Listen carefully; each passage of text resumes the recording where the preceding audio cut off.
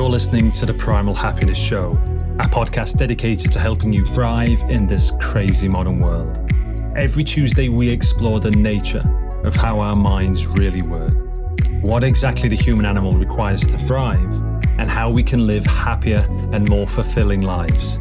If you're new here and haven't yet taken our free class, then there's no better place to get a jump start on reclaiming your primal happiness.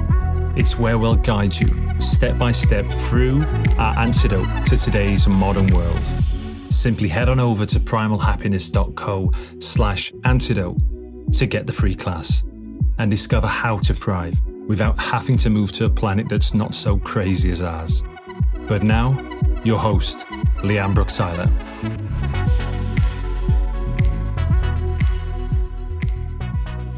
Hello, my beautiful people. A huge warm welcome back to the show. In today's crazy modern world, men and women are living shallow, disconnected, and unfulfilling lives. So we created the path for those who are ready to reclaim their wildness and actualize their deepest gifts.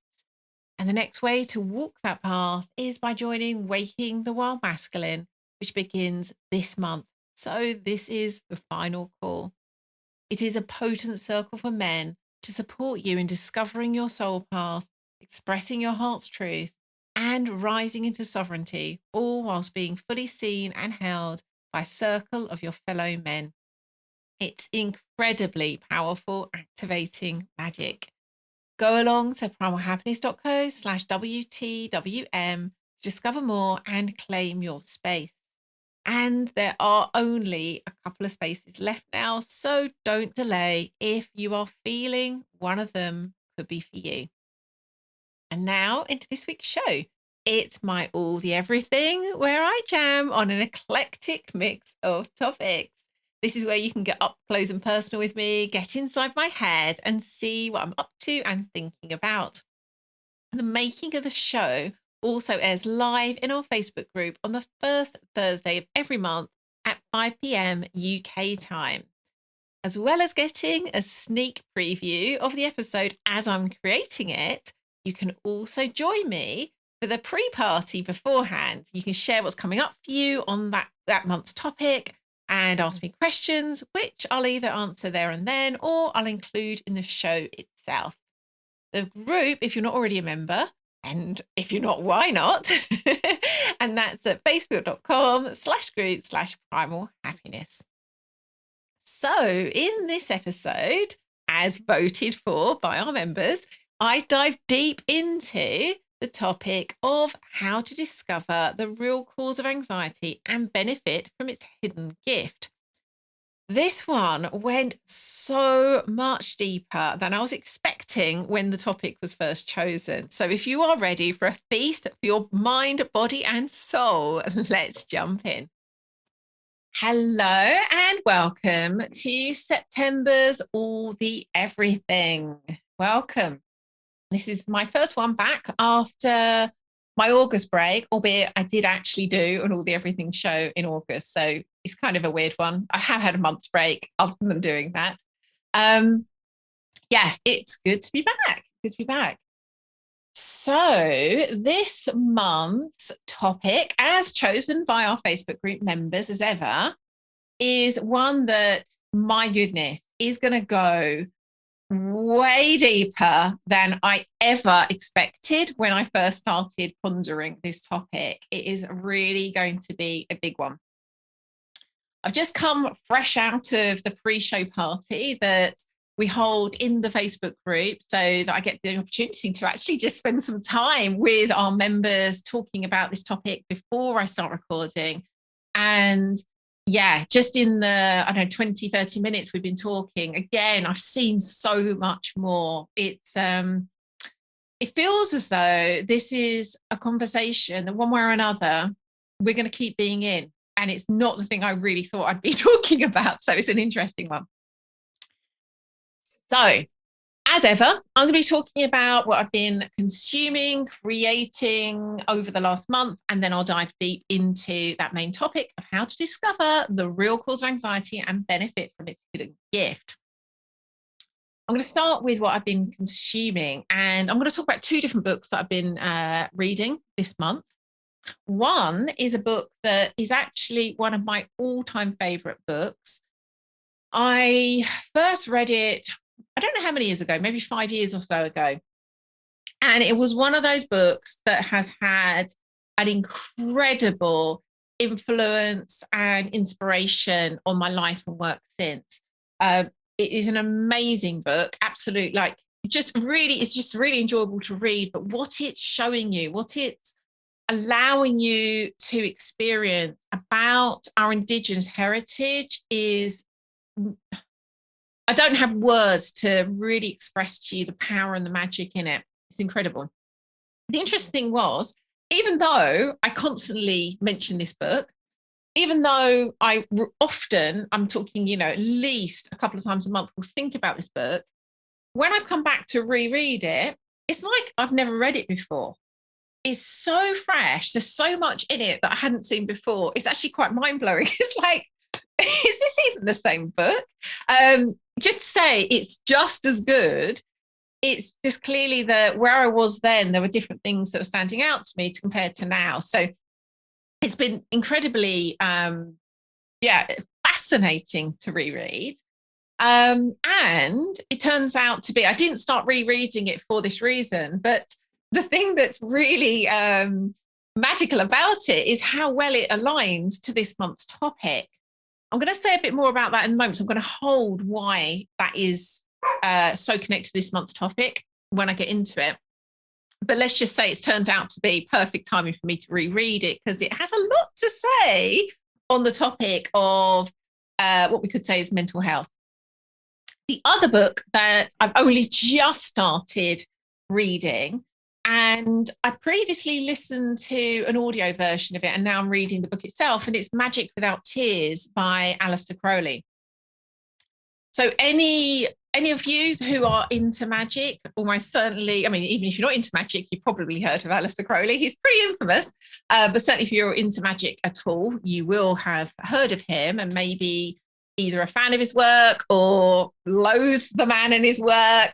He's pretty divisive in that way. Magic Without Tears is a brilliant book.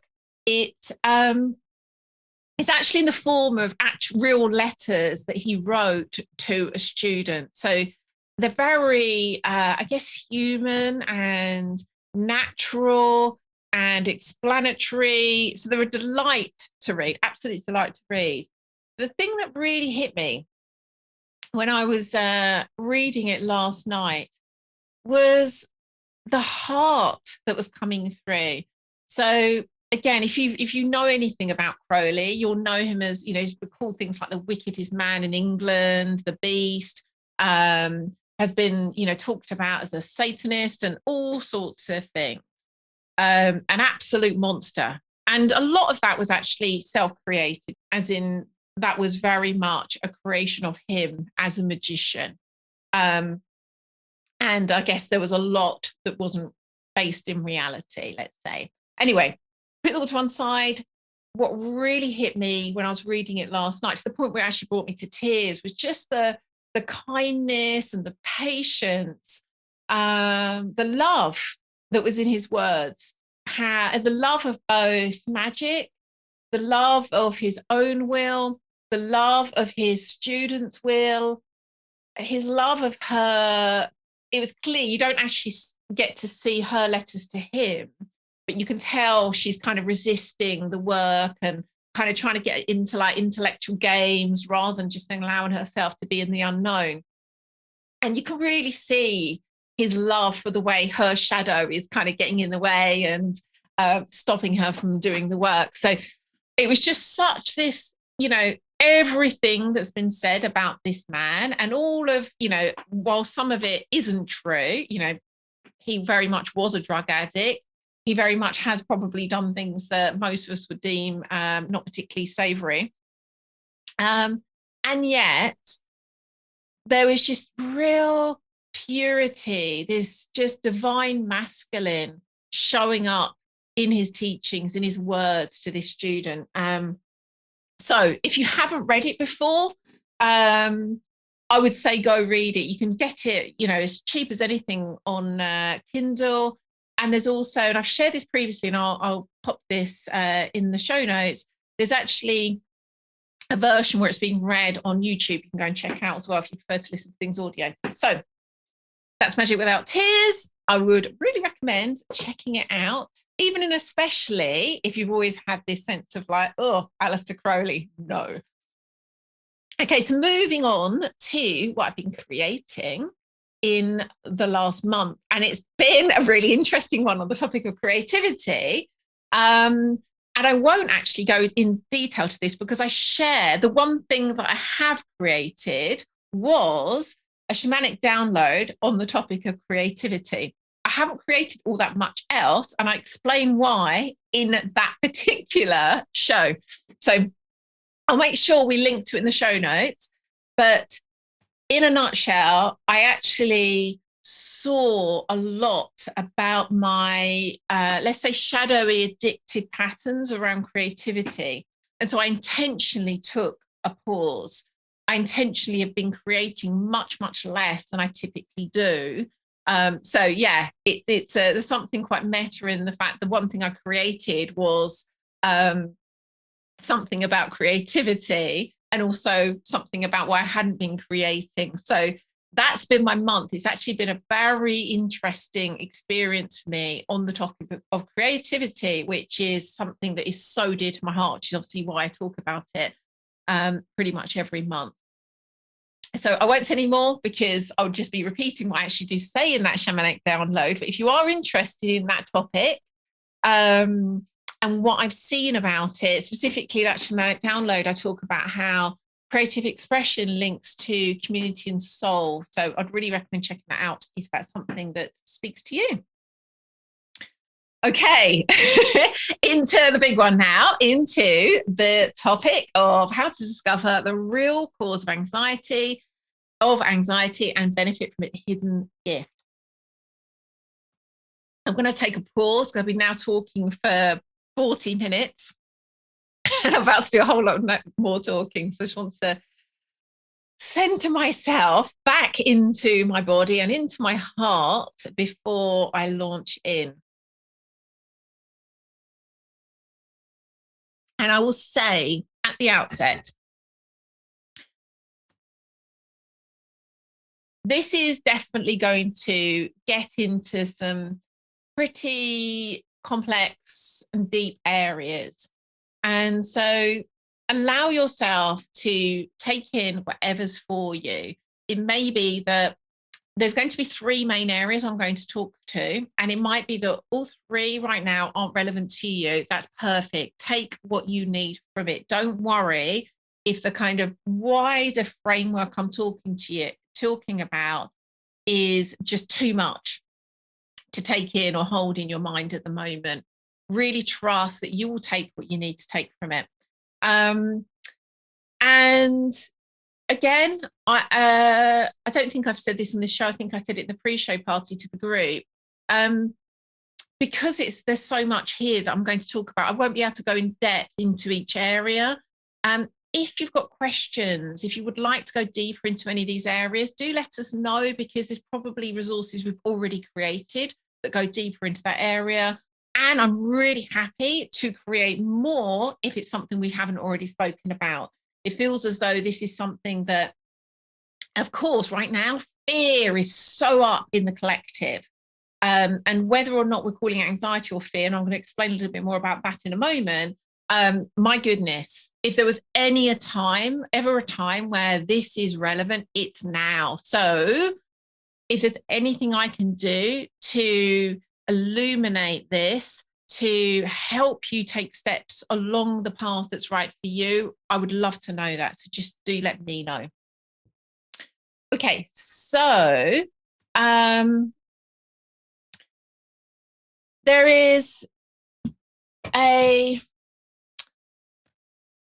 definition that I'm going to play with here and invite you to just hold loosely, because we're going to have our own kind of fixed idea about anxiety, particularly if you've actually been diagnosed with an anxiety disorder. And so my invitation here is to hold it a little bit more loosely so that you're able to take more from this conversation.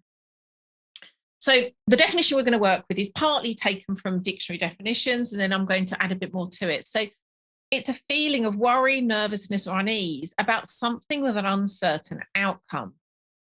And what I would like to offer is actually as a modern word, as a modern creation, this idea of anxiety. And it's actually a modern word for a way that fear shows up. Ultimately, it's fear. And it's a specific way that we've named and experienced in this modern world, which is typically associated with it showing up in a chronic way over a period of time. It's showing up over a lot of our day and is often in ways that isn't necessarily rational. Typically, when we name something as anxiety, it's because we know that whilst it may not be obvious in the moment, there is part of us that knows that we're experiencing in a way that doesn't necessarily match the actual threat that we're feeling anxious about. So as we go through this show, I'll probably use the word anxiety and fear fairly interchangeably for that reason. And I hope that makes sense to you. Please recognize that, again, at its heart, anxiety is fear.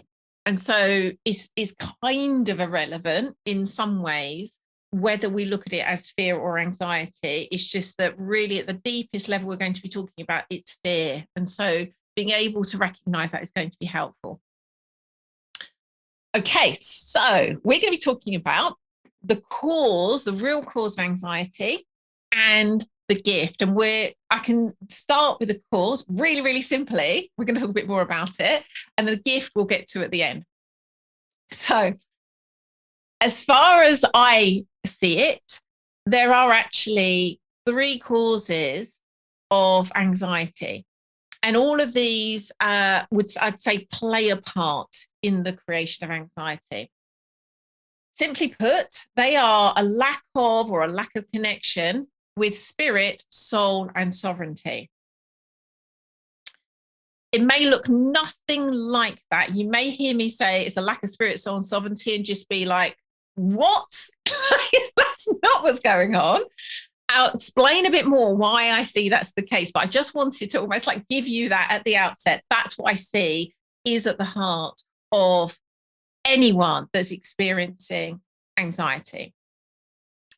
And as ever, I typically start these shows by looking at this through a wild lens. So if humans are in the wild, if we're in an indigenous setting, as was the case for humans through the vast majority of our time here on the planet, what would it look like there? And the interesting thing is, and talking about, again, the book Original Wisdom that I mentioned that I'd been rereading, as it happens, when we look at, I'm not going to say all indigenous cultures, but I'm going to say, the vast majority that have been studied, we typically don't see this pandemic, weird word to use these days, pandemic of modern mental health conditions. We don't see this incredibly large percentage of people struggling with things like anxiety and depression. It just isn't the case. I'm not going to say it's absolutely not ever present, but what I will say is it certainly is not present in anything remotely like we see in today's culture. That tells you something, doesn't it? Specifically in the book Original Wisdom, is fascinating because he's looking at it through that lens. The author is, I believe, a psychologist. And so he's very specifically looking at it through that lens. And it just, again, it was struck him how, again, talking about anxiety specifically, just isn't something that was experienced. It wasn't this commonplace experience that it is for us today in this modern culture. I believe that goes back to what I was just saying, is because this modern cultural lack of spirit, soul, and sovereignty is not happening in an indigenous setting. When we're in the wild, when humans are wild, we have a deep connection. Even the word connection isn't quite doing it justice, but we are like saturated in spirit, soul, and sovereignty. So again, there's going to need to be a bit of you taking my word for it at this stage. And I'm hoping, again, as we explore this more, you're going to start to see what I'm saying actually does resonate, does have some truth. But we can see what we're lacking in this modern world is creating this fearful way of being, where modern health issues and specifically anxiety are so common when we're in an indigenous setting, when we have this just absolute, again, connection doesn't quite do it justice. We have spirit, soul, and sovereignty as just a way of being. We don't see anxiety in anything remotely to the same degree that we do in this modern culture. I'm going to share a brief bit about my chair's noisy, brief bit about my own experience with anxiety, because it's really important for me that you understand that when I'm speaking about these things, this isn't something where I'm looking at people and with no understanding of what they're going through. I have experienced actually extreme panic attacks and such chronic anxiety, such bad anxiety. I believe it's what resulted in me having chronic facial pain. So I really am speaking from embodied experience when I'm talking about all of these things, and also what I've seen in terms of the causes and the gifts. Again, very much personal experience. So whilst I could definitely go back and tell you experiences with, I don't know, feeling anxiety or nervousness about specific things before then, my journey really with anxiety started with a traumatic event in my 20s, which I'm not going to go into the detail of right now. I have in the past, but it's just not relevant right now for this show. So experienced a traumatic event. And shortly after that, started to experience panic attacks, like humongous panic attacks. And this just ever-present anxiety where I just did not feel safe. And I guess that lack of safety was also what created the panic attacks, as in I already didn't feel safe. And then if something came into my experience that felt like extra unsafe, it would result in a panic attack. And as I said already, I believe, and this will make more sense when I share the next part, I believe the anxiety is what created the chronic facial pain. So I experienced that for, I think, something like 15 years. It was a long time where anxiety was a very frequent visitor in my life. Then, going back, I think 8 years ago, and again, I won't go into details on this because I've shared about this on the show before as well. I had what some might describe as an enlightenment experience, where I suddenly saw the nature of thought. I suddenly saw the nature of my experience in a way that I've never seen before. And it happened in a way that was so deep and so spontaneous. It resolved that chronic, ongoing low level of anxiety and the panic attacks like that. So they just went. And so it was like to a miracle level. I mean, I literally did think I'd found the answer to life. Everyone needs to know about this. This is incredible. And so remember that as I talk through these different aspects that I see are missing from people's lives, I'm never knocking that experience, because for me, it was profound, absolutely profound, the difference it made in my life. It really was like going from being in prison to being free. It's only as time's gone on, I've realized it was like I was let out of prison, but I was then in the prison yard. I just didn't know, because compared to being in prison, it just felt so much better. So over the years, I've really had the opportunities to see the way that anxiety, fear still shows up in my life, but now in specific ways. When it comes to specific choices, specific events in my life, it's still showing up, but it now means something different. And so that's what I'm going to share a bit more about in a moment. So let's dive into those three things. And some of the things I'm going to talk about, I would have talked about to death on this show before. And my intention really now is to not go over old ground, but really link this into why this matters when it comes to anxiety. So the first area is what I typically call the path of ascension. Sometimes people call it as sort of transcension, I guess, forms of spirituality. But really is that way of experiencing ourselves as being really conscious and guided by spirit, having unity with everything. And obviously there's degrees that will experience that. Sometimes, like certainly in that moment where I had that kind of enlightenment moment, it just felt like, wow, I've been blasted wide open.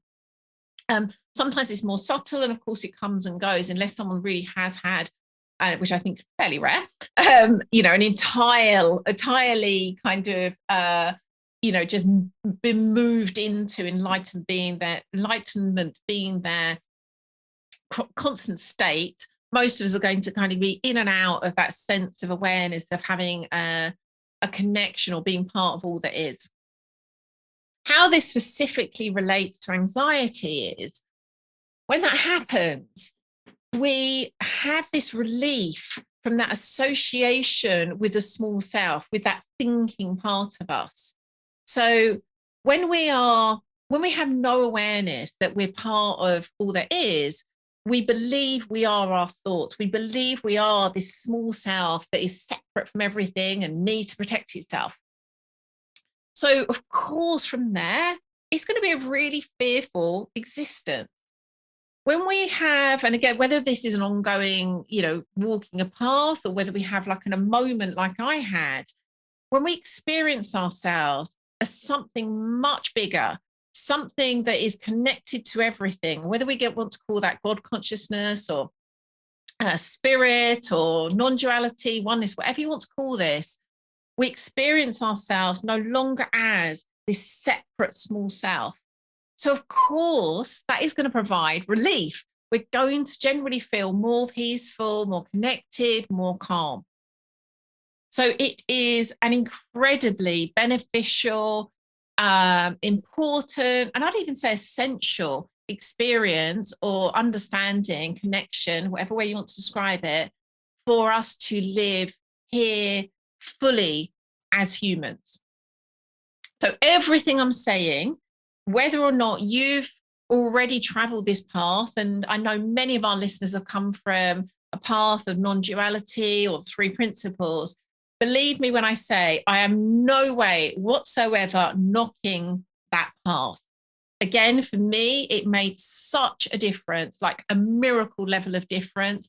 And I really do believe that having an experience of ourselves as having this deep connection with everything really allows us to travel more fully into the other path. So this is a really important aspect in terms of us experience ourselves in a way that isn't this kind of small, scared, anxious self.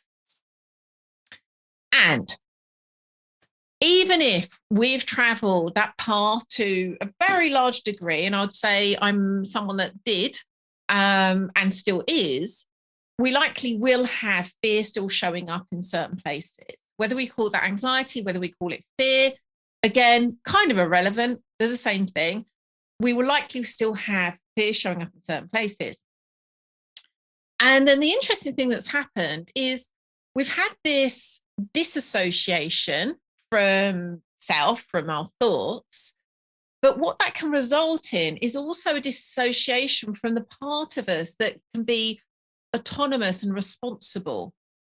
This part of us that, whether you want to call it ego, whether you want to call it the kind of human part of us, we've had a dissociation ourselves from that too. We then can be saying things like, it's all in God's hands, or I just need to surrender to the flow. And we're not recognizing there's actually a part of us that we're completely innocently bypassing, disassociating from, that is a really important aspect to these three parts I'm saying cause anxiety. I'll say more about that in a moment. the other thing is, because we've had this disassociation from this part of us that's unique, and you could say separate, although, separation is also illusion, but hey, let's just say a separate experience. That means, again, there is real value that's come from that, but it also means we've had a dissociation from shadow and soul. So we are so sold on this: there is no me, there's no separate self, there is just consciousness, there is just awareness. We don't then have this association with these other parts of us that would allow us to live this full and open experience here on earth. And so, going back to what I said at the beginning, if we see that anxiety is caused by three things: a lack of spirit, soul, and sovereignty, the ascension path gives us that connection to spirit. What we then need is the connection to sovereignty and soul. And so, can you hear from what I've just said, that disassociation that's created by the ascension path, which is so beneficial because it gives us the experience of spirit, then almost like doubled down on creating a dissociation from what's needed to create sovereignty and what's needed to create connection to soul. So that's why the other two parts of the path are needed. So we'll talk about sovereignty first. And this is the part of us that allows us to lead the direction of our life, to be in our power, to have elevation. And the elevation part's really important, specifically when it allows us to move more powerfully and clearly into the last part we're going to talk about in a moment. It allows us to have choice, allows us to make choices that are free from conditioning and external circumstances. So this is really what we would term, if we were looking at it in an indigenous way, that maturation into like true adulthood that allows us to stand as someone who is able to be interdependent with others, that has this strong sense of self in a healthy way, in a mature way, and is able to work in an interdependent way with the rest of that community. When we walk the path of sovereignty, that's what allows us to create that elevation, when we can be above these conditioned ways of thinking and being that allow us to make choices, both in terms of doing the work and also to be able to take aligned actions on what we see. So this is, again, I see such a vital part of the path. We, some people are fortunate enough to be able to walk the path of ascension and the path of descension, but don't have the opportunity to walk the path of sovereignty. And again, I'm hoping it's becoming clear now, all three paths are essential. They all help us walk the others, I would say actually more fully. So this again is that work, and I love the way Bill Plotkin talks about this. He talks about it actually as a maturation of ego. So the word ego is often talked about in spiritual terms as like a bad thing, like we need to get rid of the ego, not associate with the ego. And again, when we look at this in a wild way, it's actually about becoming adult, becoming someone who is able to respond. And again, this, funny enough, came up last month about how we can talk about this as if like being a child is wrong. Being a child when you are a child is perfect. Being able to have a childlike aspect of ourselves as an adult is perfect and gorgeous and wonderful and necessary for full life. Being childish, being immature as an adult will be really limiting. It will really get in the way of being in our power and being able to make choices and have elevation. And I think it probably goes without saying why that is going to cause anxiety, because if you don't have freedom to make choices, you are at the mercy of the world. You are at the mercy of what the outside world, I mean, you can see this at the moment, regardless what your personal thoughts are, beliefs are, choices are around what's showing up at the moment in our collective. My goodness, if you don't have sovereignty right now, you are going to be experiencing so much more anxiety than if you have sovereignty. And I'm talking about this if it's binary. Of course it isn't, but let's talk about it in degrees. Right now, the more sovereign you are, the less anxiety you're going to have about what's showing up in the collective, because you're going to be so much more aware of both how your shadow is playing out. You're going to be able to be so much more aware of the places you're closing from your connection to all that is. And you're going to be so much more aware of how you still have choices. Okay, now moving into the final part of the path, which is the descent, or the final path of the three, the descent. And this is the path that allows us to have that connection to soul that I said is one of the vital three things that we need the connection to. And when it's lacking, causes anxiety. The descent is the way that we go deep into this part of us that's unique, that came here to this planet with a certain, for a certain reason, for a certain role. So the descent allows us to deepen into our soul, into our deepest truth, align ourselves with the expression of our unique gifts. And the way that we do that is to do the work to integrate those parts of us that are in shadow that stop that. So this is something that we've seen through the work that we've done with people is so much more available if we have already, or also at the same time, walking the path of ascension. This creates a safety net's not quite the right metaphor, because typically you need a safety net if you're going up and you're jumping down. So I suppose you could say it's a bit like an oxygen tank if you're diving, or a guide rope. Having that connection to all that is really does provide this sense of safety to then descend. We don't feel alone. We don't feel that we are this separate little self journeying down into the chasm alone. So having that opportunity for a connection to spirit is something that really allows us to descend more deeply and fully. So this is, again, how these things all play out together. It's just so beautiful. We don't need to, thankfully, choose only one of these three paths. They all have a place, and they all actually interplay in a beautiful way. Again, the path of sovereignty is really important, because from sovereignty, we then have this sense of autonomy and power that means that we don't, let's say, over-identify with what we discover in shadow. If we see, and I'm not going to have time to really go in depth into shadow at the moment, but simply put, it's those parts of us that through wounding, we've shoved away. So they're not in our awareness, and they're not something that we believe other people are going to be aware of. So these are these parts of us that are hidden away and are then having this influence on us in unconscious ways. The quote that I probably said more than any other quote ever, Jung's, until we make the unconscious conscious, it will direct our lives and we will call it fate. I'll probably paraphrase that as ever as well. This is what he's talking about when he, in that particular quote primarily. Until we make what is in shadow conscious, it will direct our life and we will call it fate, because it is powerful. These are parts of ourselves that are as powerful as hell and are working, really, you could say, against us. They have their own mission. They're there to try and keep us safe. They're a part of us that's been seen as unwelcome.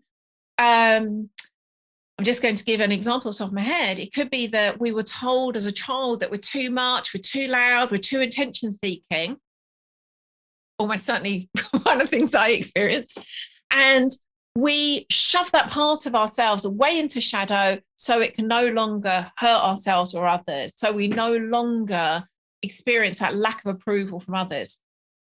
So it's still there. That part of us can't actually be destroyed. It then acts away in shadow and creates typically two ways that it shows up, two ends of the shadow pole. So if that part of us has been shoved in shadow, is the one I described, that kind of need to be in the spotlight, to have people's eyes on us. And again, I am speaking personally, here is an aspect of me.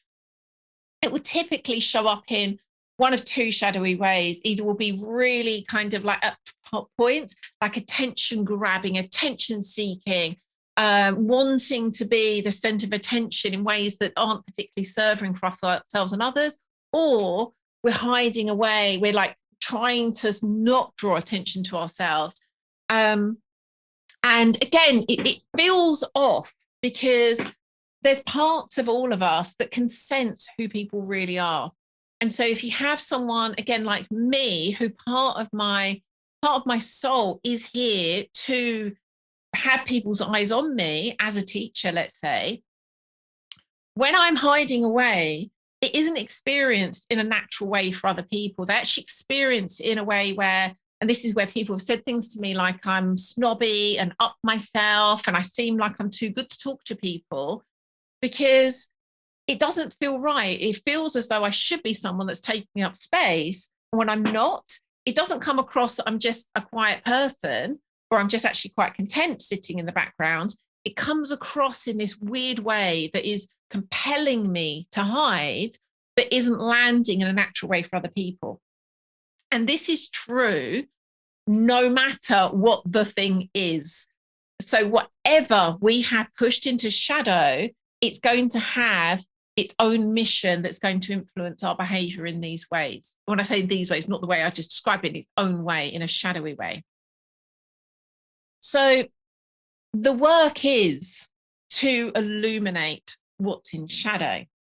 How this applies, going back to fear, going back to anxiety, when we have already or are simultaneously walking the path of ascension and walking the path of sovereignty, we are then in a position where we can notice these places that we are really seeing fear show up and recognize, this isn't saying stop. This isn't saying bypass or numb, or I should just tell myself that I'm feeling my thinking. This is actually a signpost to what is for me. And again, this is why having that connection with spirit and the connection with sovereignty are so important, because we then start to have that sense of connection and elevation that allows us to illuminate these places that is still showing up in a way that actually is meaningful. When we're still in reaction to the whole world and we find everything scary, it's really only illuminating. We need to do our work everywhere. When we've started to get this connection to spirit, we've started to rise in sovereignty. When we're having these places that fear show up, it's actually saying to us, have a look, here lies material for my liberation. Because it's illuminating what's in shadow, which means it's actually a part of our soul. And typically, I mean, you could say, well, all parts of our soul are valuable. Absolutely. I mean, who doesn't want all parts of their soul kind of here and able to be used in conscious ways? The really interesting thing about those parts of us that are held in shadow are typically they are our greatest gifts. I'm going to pause there and let that sink in.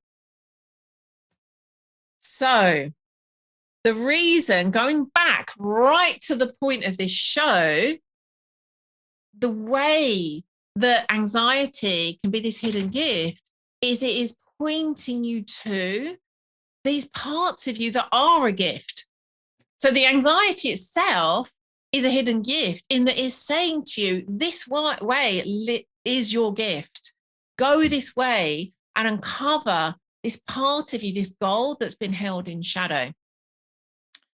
So I'm just going to take a breath. How long have I been going for? Okay, so I do need to start to wrap this up soon.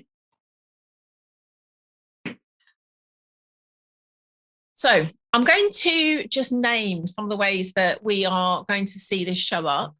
And this is partly influenced by the things that were shared in the pre-show party in the Facebook group. But it can seem, and again, from the place where we are generally quite anxious, it's going to be really hard to see this as a gift. And again, if that is your experience, if a lot of your experience is anxiety, it likely means there is a real need to have that sense of connection to spirit. I would say in general, when people are experiencing a high level of anxiety, it's because they are feeling separate and small and scared and disconnected. And again, if we were to say, okay, we'll just throw everything at the ascension path, we're really missing the role of sovereignty and soul. So I always say, all three are needed. It doesn't necessarily mean that you have to walk all three at once, but in some ways, you can. So, if you're feeling called to do that. But when you started to notice there's some commonalities in the places that you are experiencing anxiety, and someone in the Facebook group shared that there was a clear link between their sensitivity and their anxiety, that is a great example of where it's shining a light on one of your gifts. So I spoke a few months ago about differences in superpowers, and did another show also with Lucy Pierce talking about neurodivergence. These specific ways when we're noticing that we are really anxious in ways that really seem very connected to the fact we're very sensitive, typically that's where our sensitivity, and this can be often when people describe themselves as sensitive, it's actually sensitive in many ways at once. It's often we can be sensitive in a spiritual way, emotional way, a physical way, probably a mental way. And certainly an energetic way. And if that's been told or shown to us when we were younger, that it's not welcome.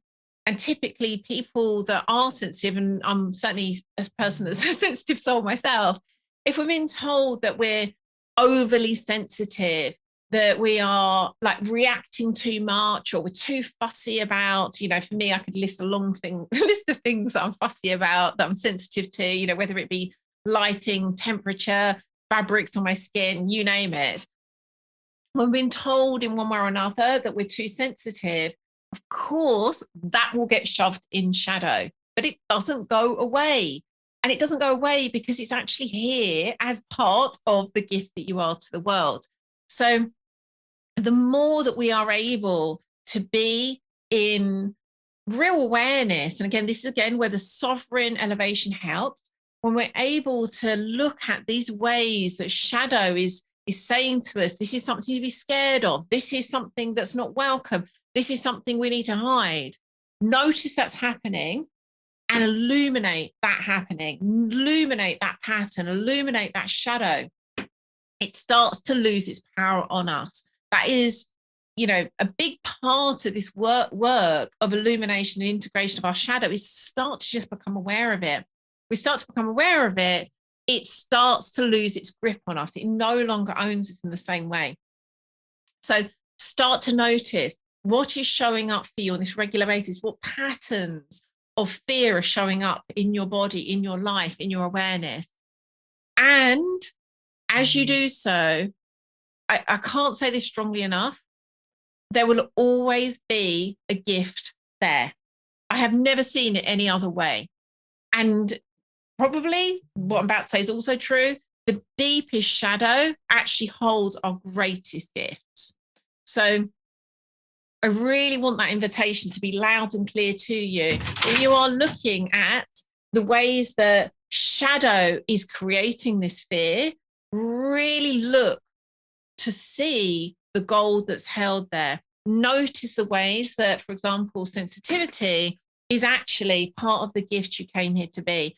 Typically, I notice those of us with sensitivities, we have come here as some kind of, whether you want to describe it as the magician archetype, we've come here as a medicine man, a woman, a healer, whether again in an indigenous setting it would be a shaman, whether it's a witch. Typically those of us are sensitive.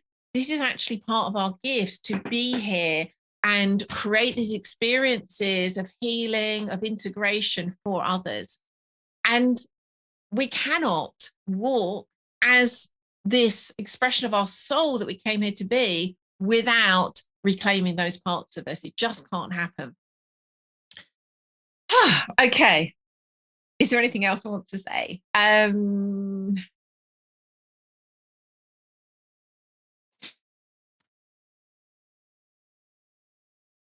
That's everything I want to say about those three paths. And I hope I've managed to illuminate both, again, why I see the causes of anxiety being those three causes, and also how it can be a gift. And I appreciate the dissension path in particular is a really hard path to walk. It is the one that typically brings the most pain. It brings us face to face with those parts of us that are wounded, are small and scared. And it really isn't an easy path to walk. It isn't an easy path to choose to walk. And again, that's why it's so important to have also the, again, whether we call it a safety net or, oxygen tank, and the power and autonomy that come from ascension and sovereignty, to have those alongside us so that we can choose into the path of dissension in a way that's actually going to be serving. And one final part on that also, in a way that's going to be serving, and also means that we don't just collapse into the wound. What can happen if we don't have particularly sovereignty in place? And I see this when people do, for example, inner child work or shadow work without a really strong focus also on sovereignty, is we can become really identified with what we find in shadow. So we can become really identified with our inner child. We can become really identified with those wounded parts of us. And of course, that's just going to keep us stuck there. So this is, again, why the sovereignty piece is so important if we're going to walk fully into that dissension path. Okay. I would love to know what you've taken from this show and what aligned actions you are going to take. And I guess the place to start first is to take a really honest look at those paths you've walked already. Have you walked the ascension path? Have you walked the sovereignty path? Have you walked the dissension path? Perhaps you're some way along all three of them. Perhaps you can say, do you know what? I've really gone a long way in terms of ascension, but I've only really, just sort of took the first step or two in terms of sovereignty or dissension. Just be really honest with yourself. Again, and even if you're listening to this and you don't experience anxiety, I imagine you experience fear because you're human. And so again, I really want you to look at this more broadly. If you feel as though, well, anxiety isn't true for me anymore, be honest, where is fear showing up? Because again, I'd be amazed if it isn't. So yeah, which of those three paths have you already walked? And what aligned actions are you going to take to walk further or even begin the paths that you haven't yet? And if you would like our support in doing that, these three paths are woven into everything we do with Waking the Wild for fairly obvious reasons now, I hope, by this point. And so if you are feeling called to walk deeper into those paths, the 2 ways coming up that I would recommend you checking out are Waking the Wild Sovereign, which begins in November. And there are a few spaces left for that. And that's at primalhappiness.co/sovereign. Or, and this is particularly for those people who I described earlier as being the ones that are a bit more sensitive, being the ones that came here to be the medicine men and women, then Waking the Wild Medicine would be for you. And that's at primalhappiness.co/medicine. And that one, so I think it's fairly obvious by the names what they're about. So Waking the Wild Sovereign is very specifically has the focus of becoming this king or queen you came here to be. So it includes all those three paths, but the focus is on that king or queen archetype being fully actualized in your soul path. Waking the Wild Medicine, again, is very specifically for those people who came here to create change, to create healing for other people. And so that is, again, includes all three aspects of these paths, because everything we do does, but very specifically, it's for those people who have come here with that extra sensitivity for a reason. And of course, we really are happy to talk to you. If you're feeling the call to either one of them, have questions, do let us know. Okay, and if you are listening here on the podcast and aren't in our group, really worth coming and joining. As I say, we just had the pre-show party, and I go live into the group every month, and also you get a chance to vote on it, all the rest of it, and that's at facebook.com/group/primal happiness. If you want to see what else we're offering, again, primarily at the moment it's sovereign and medicine, but if you want to go and check out all of what we offer, that's at primalhappiness.co/go deeper. And if you are watching this either on Facebook or on YouTube, you can catch us on the podcast at primalhappiness.co/podcast. I think that's everything. Anyway, I would love to know, what did you take from the show? Have you got any questions for me? Is there anything you would like to hear me go deeper on? Please do let me know. And as ever, I'd say the Facebook group is probably the best place to let me know. Or if you just want to reach out to us directly via email, the best email is probably support@primalhappiness.co. Thank you so much for joining me, particularly if you've managed to join me live. I so appreciate it. And you, lots of love. Mwah. See you soon. So that's all for this month. I'd love to know what you took from this episode. Are you feeling called to walk one of the paths I spoke of, ascension, sovereignty, or descension? And if so, what is the aligned action you'll take? And if you'd like to share that, do come over to the Primal Happiness Facebook group and tell us what you saw and what you're committed to. The link for that is facebook.com/group/primal happiness. And as ever, I would love to have your feedback, questions, and topic suggestions. And the group is the right place to post those too. And if you'd like to join me live for the making of the next show and our pre-party, you'd be very welcome. So as I said earlier, it airs live in our Facebook group on the first Thursday of every month at 5 p.m. UK time, as well as getting that sneak preview of the episode as I am creating it. You can join me beforehand and we can really just have a jolly good chat. So it's mainly focused on the topic that the show is dedicated to, the theme that we've been exploring that month. But hey, we also end up having conversations about all sorts of weird and wonderful things. So come join me there if you'd like to. And if you'd like to get the notes and links for everything we spoke about this week, hop on over to the show notes at primalhappiness.co/episode 335. You don't want to miss out on next week's episode, head on over to Apple Podcast, Stitcher, or your app of choice and hit that subscribe button. That way you'll get each episode delivered straight to your device auto-magically as soon as it comes out. Thank you so much for listening. You've been wonderful. Catch you again next Tuesday.